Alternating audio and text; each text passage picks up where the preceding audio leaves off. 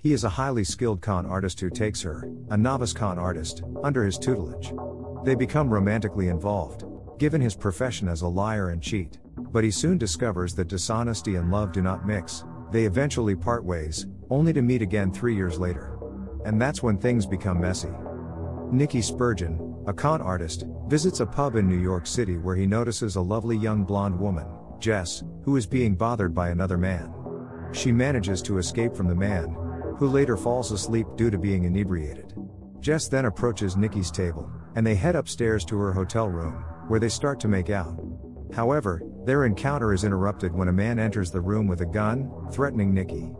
Jess quickly claims that the man is her husband. To deter the man with the gun, Nicky mentions that he is suffering from cancer, which causes the man to hesitate, expressing reluctance to harm a cancer patient. Suspicious of Nicky, Jess accuses him of spying on them. Nicky then explains how they could have successfully robbed him if that had been their intention before he leaves the room. A few nights later, Jess seeks out Nicky and implores him to teach her his skills after thoroughly researching him.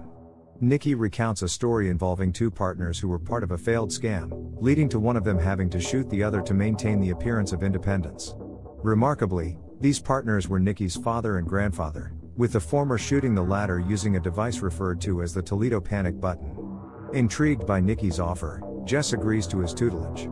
Nicky explains that deception is a game of focus, demonstrating how he deftly moves his hands to discreetly take something from her without her noticing. Nicky travels to visit New Orleans with his friend Horst. In a subplot, Nicky's gambling problem surfaces when he loses money at a horse track, and their squad of con artists for business during Super Bowl week, which makes the city particularly crowded. Jess accompanies them for a practice session in the art of the con. They navigate through the bustling streets, demonstrating various techniques such as pickpocketing watches, wallets, and other valuables from unsuspecting bystanders. Impressed by her skills, they allow Jess to join their team. Later, they take Jess to a hotel casino for another round of practice. After being involved in more complex scams, such as the removal of a fake ATM used to steal personal information, Jess meets Farhad, Nicky's friend and associate. Afterward, Nicky took her to their headquarters, where they could see all the various things they had acquired. They inventoried all the items, and counted the money they had obtained. Jess particularly liked a piece of jewelry and wanted to keep it, but the rule was to sell everything and take no chances. Later, Nicky visited Jess at the hotel where she was staying, and something happened between them. The next day, they carried out another operation. Despite Farhad's often crass conduct, Jess likes him. The night before the big game, when all their planning is complete, Nicky addresses the team and congratulates them on a record week worth $1.2 million. He sends everyone home as usual, promising to pay them their cut.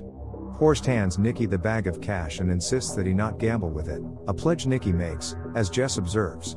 Over time, Nicky and Jess develop a mutual attraction. After enjoying each other's company and having fun together, Jess asks why Nicky is sometimes referred to as mellow. Nicky explains that his father used to call him that because he thought Nicky was as soft as a marshmallow. Nicky believes that there is no room for sentiment in their line of work, as it can lead to being eliminated. Nicky and Jess headed to the football game, engaging in light-hearted bets along the way. They wagered on small, amusing outcomes, like whether a fan would catch a hot dog or if another would be too drunk to stand for the wave. Their attention was drawn to a woman in short shorts, prompting a bet on how many men would gaze at her as she passed. Jess guessed 8, Nicky 3, and Mr. Liuyan joined in with a bet of 5. As the woman walked by, 7 men gazed at her, making Jess the closest to the actual number. Liuyan persisted in placing more wagers with Nicky on the game, virtually urging him to play even when Nicky declined. Despite Jess's advice to leave, Nicky continued playing and ended up losing $1,000. The bets kept increasing as the two men doubled them, leading to Nicky losing $100,000. At this point, it seemed like Nicky had had enough and was about to walk away. However, Mr. Liuyan enticed him back in, and Nicky decided to wager the entire remaining cash, $1.1 million, on a simple high card draw. Unfortunately, Liuyan pulled the card with the greater number, winning the entire amount and leaving Nicky and Jess heartbroken. Despite the devastating loss, Nicky did not walk away. Instead, he decided to double the stake again. He challenged Liuyan to pick any player on the field, promising to predict who it was, despite the almost impossible odds. Mr. Liuyan thought Nicky was insane and declined the bet, as he didn't gamble on crazy things. However, Nikki sweetened the deal by saying Jess would choose the player Liuyan saw, much to Jess's horror. Unable to resist the lure of free money, Liuyan chose a player. As Jess nervously peered through the binoculars, Liuyan gave them the chance to back out. Jess looked at Nikki, clearly hoping he would take this opportunity to back out, but Nikki encouraged her to choose. Feeling uncomfortable, Jess looked at the players again. Suddenly, she noticed Farhad wearing a jersey with the number 55 on it. She grinned and chose him. To everyone's astonishment, including Liuyan's, that was the correct answer. Liuyan couldn't believe what had happened and congratulated the two of them. After that, they left the football game, carrying their winnings, bags containing money. Farhad did the same. On the cab, while ride home, Jess wondered how it all happened. Nikki, now with a lot of money, explains to Jess that this was planned from the beginning. He knew Liuyan was a notorious gambler, so he subtly ensured that Liuyan would see the number 55 throughout the day, subconsciously influencing him to pick that number when the time was right. And Jess was amazed by the strategy. A while later, Nikki then directs the cab to stop over while another car approaches behind them. He instructs the cabbie to take Jess to the airport, leaving her with her share of the money. Without saying anything, Nikki walks away, leaving Jess bewildered and heartbroken. 3 years later, Nikki is in Buenos Aires, Argentina, working with Rafael Garriga, a millionaire race car owner, and Owens, his associate. They have developed a groundbreaking new fuel burn algorithm that will give them a competitive advantage in the upcoming season. However, Garriga is worried that this advantage might not be sufficient.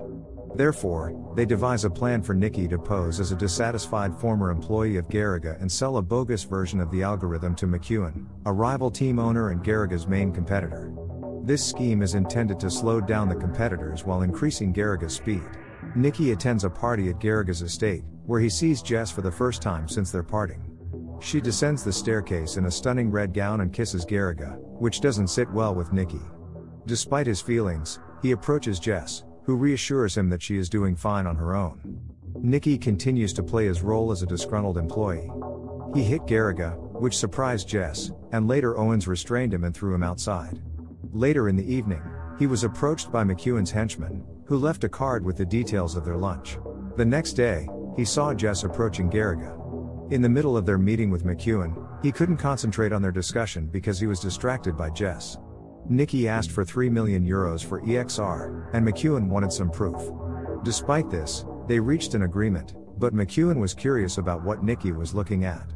He saw the stunning Jess and called her race skanks, a term which Nikki disagreed with. Shortly after, he approached Jess and warned her not to trust Garriga. Jess replied, "But should I trust you?" She also cautioned that they shouldn't be seen by Garriga, as he is jealous and she needs to stay away from him. Before leaving, Jess returned the wallet she took from Nikki. Despite Jess avoiding Nikki, he spends a lot of time trying to get closer to her. In the following days, he asked for more help from Farhad. Due to his clumsiness, Farhad even fell into the car while getting out. He met up with Jess, and she was delighted to see him, even teasing him about losing weight. While the two were happily chatting and teasing each other, Nikki observed them.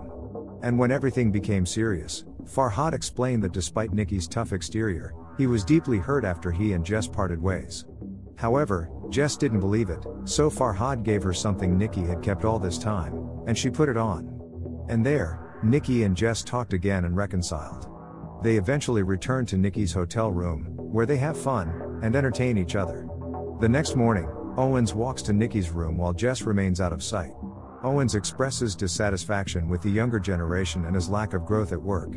Nikki finally sells Garriga's real algorithm, not just to McEwen, but also to every other race team for the same sum, totaling approximately €27 million. He also persuades Jess to run away with him. However, before they can flee, one of Garriga's men drives his car into theirs, and the two are kidnapped and taken to one of Garriga's warehouses with duct tape across their lips. The man removes the tape from Nikki's mouth but leaves it on Jess and plugs her nose until Nikki explains how he hacked Garriga's system and obtained the genuine algorithm. Nikki first tells him that Jess was not involved in the incident, allowing him to release her. Garriga plugs her nose again, prompting Nikki to admit that he used Jess, again, and installed a bug on her, which picked up Garriga's computer password when she returned to his hotel room. However, Garriga laughs, knowing that his confession is a lie, and removes the tape from her mouth.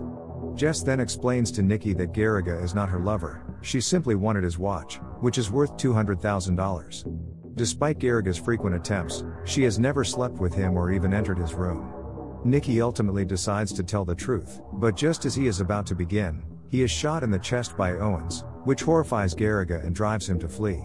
As Nikki appears to bleed out, Jess sobs and confesses her love for him. However, Owens reveals that he shot Nikki in a way that avoided any major arteries, despite puncturing his lung. Owens removes the blood from Nikki's lung, reviving him. He then reveals that he is Nikki's father, Bucky Spurgeon, and that he was involved in the fraud the entire time, using the Toledo panic button as a strategy. Bucky Spurgeon drives Nikki and Jess to the nearest hospital. He reminds Nikki of what he said about pouring your heart into the con game, and he adds that he is taking all of the money. Jess helps Nikki walk to the hospital's main entrance. Nikki smirks as he notices Jess wearing Garriga's watch on her wrist. For more videos similar to this, don't forget to subscribe and enable notifications. Thank you for watching.